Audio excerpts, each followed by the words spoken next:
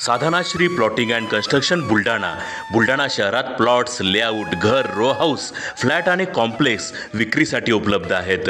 Booking सुरू आहेत. Podar layout, Sadhanashri नगर, Khondewadi, Jambharun layout, Shri Ramlalla नगर इथे बुकिंग सुरू आहेत. ऑफिस पत्ता आहे डॉक्टर लद्दड हॉस्पिटल जवळ, पार्लेवार बिल्डिंग समोर, बुलढाणा. आणि संपर्क श्री गणेश सिंग जाधव सर सातगावकर, कार्यकारी संचालक. Phone number 7385 46 66 66.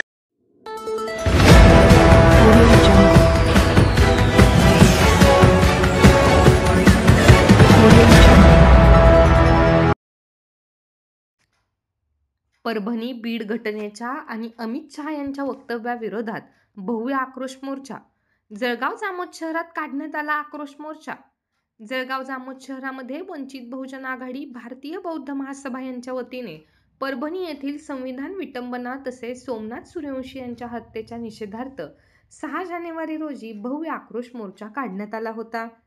आक्रोश मोर्चामध्ये हजारोंच्या संख्येने बहुजन समाजातील महिला, पुरुष, तरुण, नवयुवक, युवती यांच्यासह समता सैनिक दलाचे जवान तसेच जळगाव जामोद तालुक्यातील संविधानप्रेमी नागरिक मोठ्या संख्येने सहभागी झाले होते.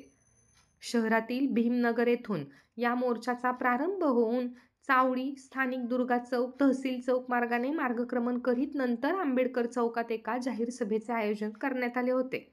यावेळी वंचित बहुजन आघाडी व भारतीय बौद्ध महासभेच्या वतीने राष्ट्रपती व मुख्यमंत्री यांना परभणी संविधान प्रतिकृती विटंबना, सोमनाथ सूर्यवंशी व मस्साजोगचे सरपंच संतोष देशमुख यांच्या मारेकऱ्यांना कठोरात शिक्षा करण्याची मागणी करण्यात आली आहे.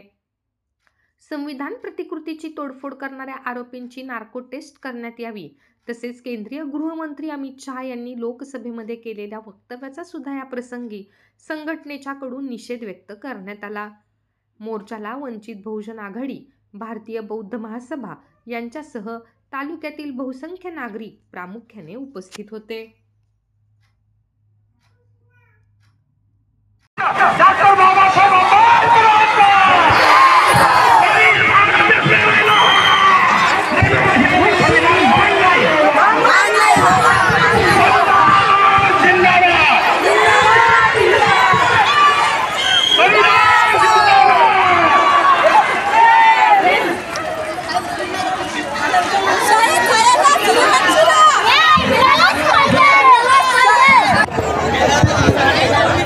चला आता निवेदन देण्याची वेळ झालेली आहे.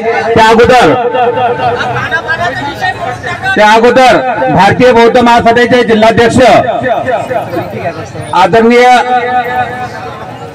वले सर यांनी आपलं छोटस मनोगत व्यक्त मार्ग अनुसरायला भाग पडलेला आहे. तुम्ही जर आमच्यावर विनाकारणचे अन्याय अत्याचार करण्याचा जर प्रयत्न करत असाल तर कदापि तुमचे अन्याय अत्याचार आम्ही सहन करू शकत नाही आणि करणार नाही. इतका जबाब पत्तर से देण्याची आम्ही ताकद ठेवणारे लोक आहोत.